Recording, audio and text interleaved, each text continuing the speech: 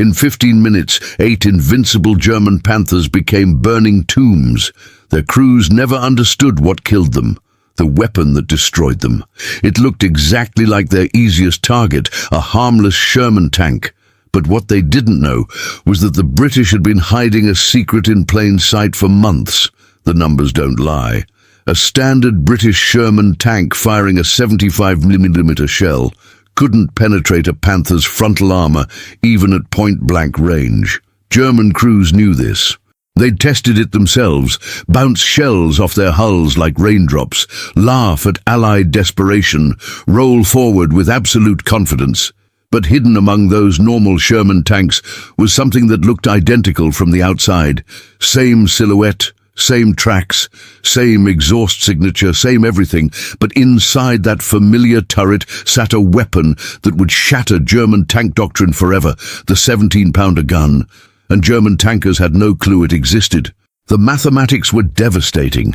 A regular Sherman's 75mm gun could penetrate 70mm of armor at 500 meters, useless against a Panther's 100mm frontal plate. But the Firefly's 17-pounder, it could punch through 140mm of armor at that same range. The Panther's supposedly impenetrable armor became tissue paper. German crews were driving to their deaths in tanks they thought were bulletproof. But here's what made it truly devastating. German intelligence had captured dozens of Sherman tanks, studied every bolt, every plate, every dimension. Every report said the same thing: 75mm gun, limited penetration, threat level minimal beyond 400 meters.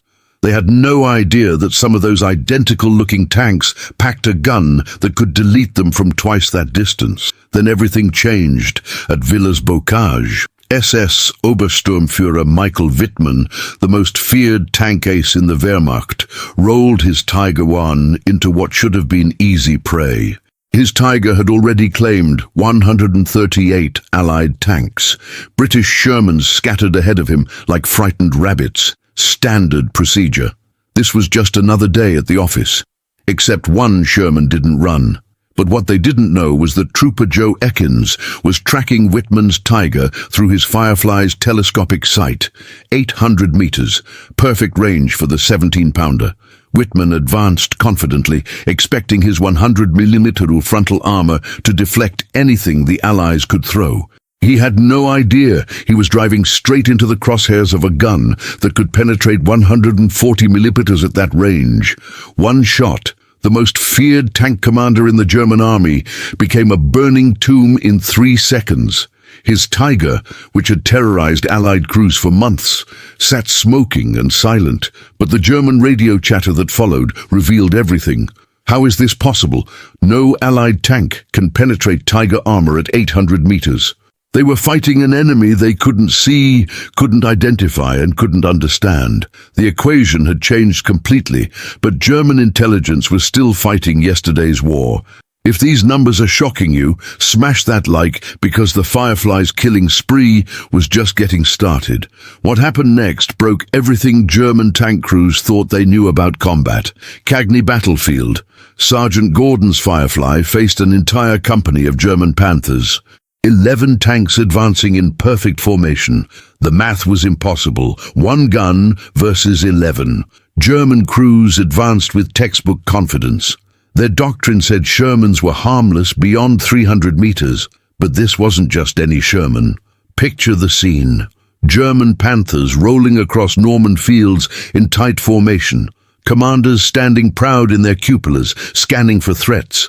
Their 75mm KWK-42 guns could penetrate any Allied tank at 1,000 meters. They owned the battlefield. Or so they thought. Sergeant Gordon's Firefly sat hidden behind a stone wall, engine idling quietly. Through his gunner's sight, the German formation looked like a training exercise. Predictable spacing, textbook movement, perfect targets. The lead Panther, tank number 231, was exactly 650 meters away. Child's play for a 17-pounder. First shot, the lead Panther erupted in flames. The commander, still standing in his cupola, vanished in the explosion. Second shot, Another Panthers turret ring took a direct hit, jamming the gun traverse. The crew bailed out, running across open ground. Third shot, a clean penetration through the driver's vision port. The Panther slewed sideways and stopped, thick black smoke pouring from the engine deck. In 15 minutes, 8 Panthers were burning hulks scattered across the Norman countryside. The surviving German crews radioed headquarters in disbelief. Enemy tank destroyed our entire formation from impossible range. Request immediate backup and intelligence update on Allied anti-tank capabilities. The radio operator's response was telling. Confirm weapons identification. Our reports show no Allied tank gun capable of that penetration at extended range. Sir, I'm looking at 8 burning Panthers right now. Whatever hit us, it wasn't in your reports. But that wasn't the worst part for German crews. They couldn't tell which Shermans carried death and which ones were harmless. Every engagement became Russian roulette. Approach a Sherman formation and maybe you'd face easy targets with 75mm pop guns. Or maybe you'd drive straight into a 17-pounder's killing field. The psychological impact was devastating. German tank crews who once charged Allied positions began hesitating, hanging back, second-guessing every contact. But what they didn't know was the British had been mixing exactly 1 Firefly into every troop of 4 tanks. 1 killer hiding among 3 decoys. A 25% chance of sudden death that looked exactly like certain victory. This wasn't supposed to be possible. German intelligence had a simple, reliable system. Identify tank type, assess threat level, engage accordingly. Sherman equals minimal threat. Cromwell equals moderate threat. Churchill equals heavy but slow. But the Firefly broke their system completely. It looked like the least dangerous tank while packing the most lethal gun. But here's where the deception got truly diabolical. British tank crews had been trained to use their regular Shermans as bait. Picture this tactical nightmare. 4 Shermans advance toward German positions. 3 carry harmless 75mm guns and deliberately expose themselves, drawing German fire. The 4th, the Firefly, hangs back 200 meters, invisible among the formation, waiting for German tanks to reveal their positions by firing at the decoys. German crews fell for it every time. They'd engage the obvious targets, the exposed Shermans with 75mm guns, revealing their own positions.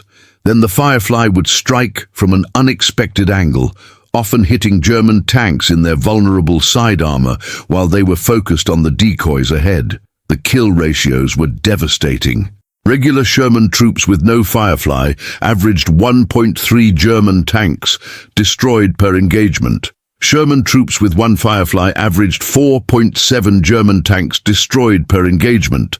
The presence of a single 17-pounder gun had tripled the lethality of an entire tank formation. Meanwhile, in the factories of Britain, the secret was being mass-produced. The 17-pounder gun that was supposed to go into the new Challenger tank had found a better home. The Sherman's proven chassis, reliable mechanics, and most importantly, identical appearance to every other Sherman rolling off Allied production lines. But the production numbers tell an even more terrifying story. In June 1944, British factories were converting 15 Sherman tanks per week to Firefly configuration. By August, that number had jumped to 45 per week. By October, it was 78 per week. German intelligence, meanwhile, still estimated total Firefly production at fewer than 200 tanks. German reconnaissance pilots photographed Allied tank parks and counted hundreds of harmless Shermans. What they didn't know was that roughly 1 in 4 carried a gun capable of killing their heaviest tanks from beyond visual identification range. The deception was perfect, the consequences devastating. Then the killing accelerated. Operation Tractable, German 12th SS Panzer Division, faced what their intelligence briefing called standard Sherman resistance. Instead, they drove into a carefully planned kill zone, where British tank crews had pre-ranged firing positions. The slaughter was methodical. German Panthers and Tigers, advancing in doctrinal formation, began exploding from ranges their commanders thought were safe. Radio transcripts from that day reveal the growing panic. We're taking fire from unknown high-velocity weapons. Multiple Panthers down, cannot identify firing positions. But what they didn't know was that Firefly crews had been training for this exact scenario for months. While German intelligence was still cataloguing 75mm Shermans in their threat assessments, British gunners were already landing precision shots at ranges German doctrine said were impossible. The preparation had been obsessively detailed. British crews practiced target identification at extended ranges, memorized German tank silhouettes, calculated firing solutions for every possible engagement scenario. German crews, meanwhile, were still being taught that Shermans were only dangerous at close range. Here's what made the training so effective. British gunnery instructors had captured a German Panther and used it for live fire exercises. Firefly crews practiced shooting at actual German armor, learning exactly where to aim for guaranteed kills. They knew that a shot to the turret ring would jam the gun. A shot to the driver's vision port would kill the driver and cause the tank to lose control. A shot to the engine deck would immobilize the tank and force the crew to bail out. German crews had no equivalent training. They'd never seen a Firefly, never practiced engaging one, never learned its vulnerabilities. They were fighting an enemy they'd never trained to fight. Tell me in comments, if you were a German tank commander, how would you identify a Firefly from 600 meters away? The answer was simple. You couldn't. Picture this. You're buttoned up inside a Panzer IV, peering through a cramped periscope. Dust clouds from your own tracks obscure vision. Engine noise drowns out everything. Through the haze, you spot 4 Sherman silhouettes 700 meters away. They all look identical. Same hull shape, same turret profile, same track configuration. But one of them can kill you before you even know it's there. The external differences were minimal. A slightly longer gun barrel on the Firefly, but from combat distance, under stress, with dust and smoke obscuring vision, impossible to detect. German crews were forced to treat every Sherman as potentially lethal, fundamentally changing their tactics. What happened next revealed the true genius of British deception. German tank crews received Emergency Tactical Directive 447, all Sherman-type vehicles to be engaged as priority targets at maximum range. Assume high-velocity anti-tank capability until proven otherwise. Do not close to under 800 meters without overwhelming numerical superiority.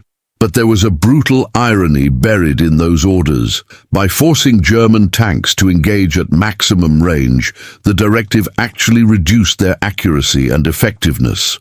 German crews, once confident in close-range engagements where their superior armor mattered most, were now forced to fight at distances where British tank gunnery training gave them the advantage.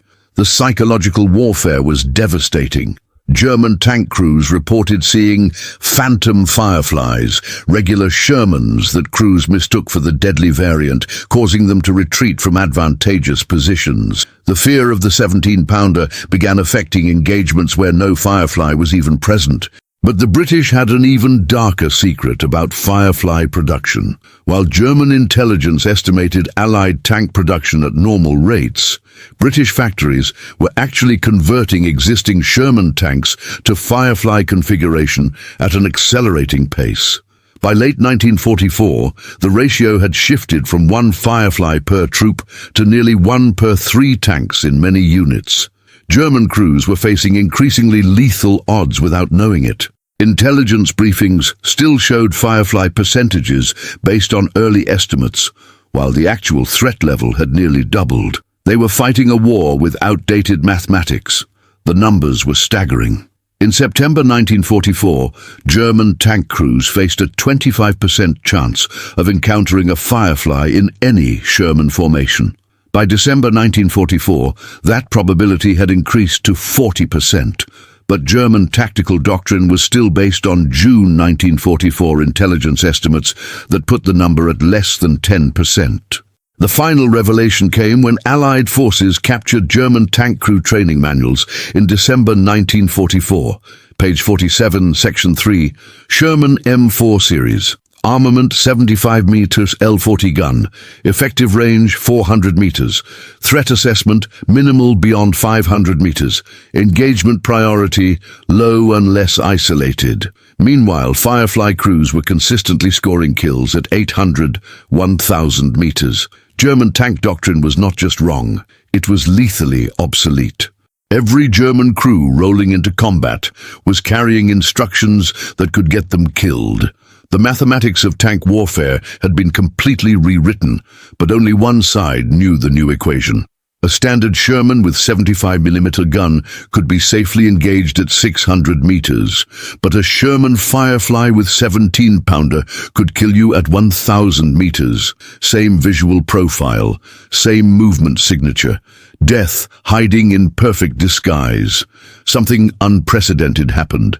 German tank crews began refusing to engage Sherman formations without air support or overwhelming numerical advantage. The legendary German armor confidence, built over years of technological superiority, had been shattered by a weapon they never saw coming.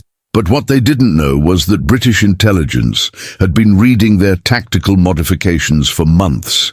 Every change German crews made to counter the Firefly threat was analyzed, predicted, and countered. The British were always one step ahead because they controlled the secret Germans were desperately trying to solve.